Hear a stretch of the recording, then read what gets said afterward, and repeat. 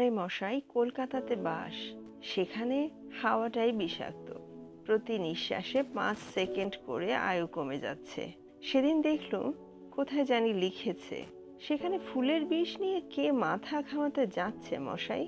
কিন্তু এখানকার লোক, এদের পক্ষে তো এটা একটা ডেঞ্জার মশাই। কাছে না ঘেঁষলেই হলো, 5-7 হাত দূরে থাকলেই আর কোনো সমস্যা নেই। সে কথা এখানে সবাই জানে। জগন্ময় বাবু চা খেয়েই উঠে পড়লেন। অক্টোবরের মাঝামাঝি, সূর্য ডুবলেই ঝপ করে ঠান্ডা পড়ে। সর্দি কর্মীর রিস্কটা না নেওয়াই ভালো। চায়ের দোকানের পাশে একটা মনোহরি দোকান থেকে খাতা কিনে ভদ্রলোক যখন বাড়ি ফিরলেন তখন 6:15। মনে বেশ একটা উত্তেজনা অনুভব করছেন তিনি। পাকা কনফার্মেশন পাওয়া গেছে, এবার উনি স্বচ্ছন্দে লিখতে পারেন। লেখাটা কোনো উদ্ভিদ বিজ্ঞানের দৃষ্টি আকর্ষণ করলে একটা বড় কাজ হবে। কাঠঝুমরির নামটাও লোকের জানা উচিত। ট্যুরিস্ট ডিপার্টমেন্ট জানে কি নামটা? মনে তো হয় না। লেখার অভ্যাস নেই, তাই খাতা খুলে হাতের কলমটার ওপর থুতনিটা ভর করে আধ ঘন্টা বসে থেকেও কোনো ফল হলো না। এত চট করে হবে না, হাতে আরো 10 দিন সময় আছে। ধীরে সুস্থে ভেবে চিনতে লিখতে হবে। বিশফুল নামটা দুবার আপন মনে উচ্চারণ করলেন জগন্ময় বাবু। বিশফুল, এই নামের লেখা লোকে না পড়ে পারবে না। আজ আর বাইনোকুলারের দরকার হলো না। সকাল 7টার সময় ঢিবিটার কাছে পৌঁছে রাস্তা থেকে খালি চোখেই জগন্ময় বাবু যে মৃত প্রাণীটা দেখতে পেলেন সেটা হলো একটা খরগোশ। মরা সাপের কঙ্কাল আর মরা গিরগিটিও ওখানে রয়েছে। মৃতের সংখ্যা আরো বাড়লে হয়তো জায়গাটা পরিষ্কার করবে এসে ভগবান এবং তার বাবা। জগন্ময় বাবু হিসেব করতে চেষ্টা করলেন, গাছটা কত দূরে হবে রাস্তা থেকে? 20 হাত, 25 হাত। তার একটা অদম্য ইচ্ছে একটু এগিয়ে গিয়ে গাছটাকে আরেকটু ভালো করে দেখেন। 5 হাতের বেশি কাছে না গেলেই তো হলো। কিন্তু ওই ছোকরার অনুমান যদি ভুল হয়, যদি 7 হাত 8 হাত দূর পর্যন্ত ফুলের প্রভাব পৌঁছায়? জগন্ময় বাবু ঘাসের ওপর দিয়ে 3 পা এগিয়ে আবার পিছিয়ে এলেন। সাপ, খরগোশ, কিরকিটি, শুয়োর, পোকামাকড়ের কথা ছেলেটি বলেনি। ফড়িং, পিঁপড়ে, মশা, মাছি এই সবই কি এই গাছের বিষে মরে? না ছোট জিনিস রেহাই পায়? আর বড় জিনিস? তার লেখার জন্য এগুলো জানা দরকার। আজ ছেলেটিকে দেখছেন না, একবার তার বাড়ি যাবেন নাকি? একটা ইন্টারভিউ করবেন তাকে, যেমন অনেকে খবরের কাগজে করে। প্রশ্ন মাথায় আসতেই মনে হলো তারা নেই, সব হবে ধীরে সুস্থে, ধীরে সুস্থে। হাতে আরো 7 দিন সময় আছে। এখানে জলটা ভালো, তাই খিদে হয় প্রচুর। ব্রেকফাস্টের কথা চিন্তা করতে করতে জগন্ময় বাবু বাড়ি ফিরলেন। বাঁশের বেড়া দিয়ে ঘেরা বিশাল কম্পাউন্ড, 2টো কাঠের গেট, একটা পশ্চিমে একটা উত্তরে। উত্তরের গেটে, যেটা দিয়ে জগন্ময় বাবু এখন ঢুকলেন, এখনো একটা কাঠের ফলকে মূর সাহেবের নাম রয়েছে। গেট থেকে সোজা রাস্তা দিয়ে কটেজের বারান্দার সামনে শেষ হয়েছে। বড় বড় গাছগুলো, যেগুলোকে পবিত্র বাবু শিশু বলেছেন, এগুলো কটেজের পেছন দিকে। এদিকে দক্ষিণে যে 2টো বড় গাছ রয়েছে সেগুলো শিশু নয় নিশ্চয়ই, কিন্তু সেগুলোর নামও জগন্ময় বাবু জানেন না। এর মধ্যে যেটা দূরের গাছ সেটার ডালপালাগুলো প্রায় সাদা আর বেশ ছড়ানো।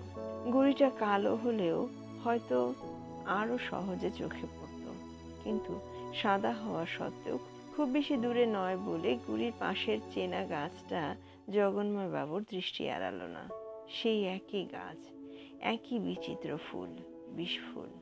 জগন্ময় বাবু পেট থেকে খিদেটা ম্যাজিকের মতো উবে গেল। এই গাছ কাল ওখানে ছিল না। জগন্ময় বাবু ওই সাদা গুড়িটা থেকে হাত 10 দূরে বনোয়ারিকে দিয়ে ডেক চেয়ারটা আনিয়ে তাতে বসে রোদ পোহাচ্ছিলেন। তখন তার কোনো কাজ ছিল না, কেবল শরৎকালের মিঠে রোদটা উপভোগ করা। তার চোখ তখন চতুর্দিকে ঘুরছে, এমনকি সাদা গুড়িটার দিকেও। এটা মনে আছে, কারণ জগন্ময় বাবুর তখন মনে হয়েছিল গুড়িটার রঙের সঙ্গে ইউক্যালিপটাস গাছের রঙের মিল আছে। ওই আরেকটা গাছ ওর চেনা, ইউক্যালিপ। ওটা কি? একটা পাখি। খয়েরি রং, মাথা থেকে লেজের ডগা অবধি শালিকের চেয়ে বড়। পাখিটা মাটিতে খুঁটে খুঁটে কি জানি খাচ্ছে, আর মাঝে মাঝে খাওয়া থামিয়ে মাথা তুলে কিচিরমিচির ডাকছে। এই ফুল গাছটার হাত দশেকের মধ্যে। এবার দুটো ছোট্ট লাফ মেরে পাখিটা ফুল গাছটার দিকে আরো এগিয়ে এলো। জগন্ময় বাবু আর অপেক্ষা না করে সজোরে দুটো তালি মারলেন। পাখিটা তীক্ষ্ণ শীষ দিতে দিতে উড়ে চলে গেল। জগন্ময় বাবু হাঁপ ছাড়লেন, কিন্তু গাছটা তো রয়ে গেল। ওটার একটা ব্যবস্থা করা যায় না? সামনে রাস্তায় অনেক ঢিল পড়ে আছে। একটা ঢেলা হাতে তুলে নিয়ে জগন্ময় বাবু গাছটাকে তাক করে নিক্ষেপ করলেন। গাছটা থরথরিয়ে কেঁপে উঠল। লেগেছে, কিন্তু কোনো ফল হবে কি একটা ঢিলে? জগন্ময় বাবু অনুভব করলেন যে তার মাথায় খুন চেপেছে। পরপর 30টা ঢিল মারলেন গাছটার দিকে। কোনোদিন ক্রিকেট খেলেননি, তাই বোধহয় অর্ধেক ঢেলা পাশ দিয়ে বেরিয়ে গেল, কিন্তু বাকিগুলো লাগলো। গাছটা নুয়ে পড়েছে। ये फिर खड़ा हो जाएगा बाबू। ভগবান গেটের বাইরে বই হাতে দাঁড়িয়ে দেখছে, মুখে মৃদু হাসি। হোক গিয়ে খাড়া, বললেন জগন্ময় বাবু কিছুক্ষণের জন্য নিশ্চিন্ত। ভগবান চলে গেল। ঘটনাটা যে চৌকিদার আর মালিও দেখেছে, সেটা বাংলোর দিকে মুখ ফিরিয়ে বুঝলেন জগন্ময় বাবু। বোঝাই যাচ্ছে দুটোই অকর্মার ঢেকি। তাকে একটু হেল্প করতে পারলো না এগিয়ে এসে? ব্রেকফাস্ট খেতে খেতে মনে হলো যে চৌকিদার আর মালির এই যে নিস্পৃহ ভাব, তার জন্য হয়তো উনি নিজেই কিছুটা দায়ী।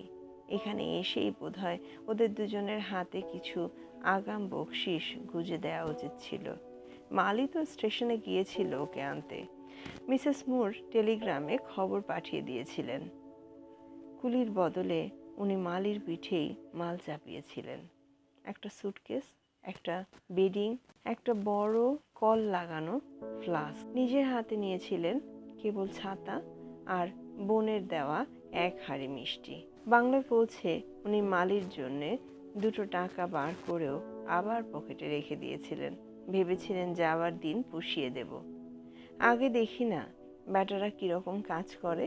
কাজ অবশ্য ভালোই করেছে দুজনে, কিন্তু কাজের বাইরে আগ বাড়িয়ে এসে দুটো কথা বলা, এই কি চাই না চাই, কোনো অসুবিধা হচ্ছে কিনা এইসব জিজ্ঞেস করা, এটা দুজনের একজনও করেনি। কাঠচুমড়ির এই একটি ব্যাপারই জগন্ময় বাবুর কাছে লেস দ্যান পারফেক্ট বলে মনে হয়েছিল।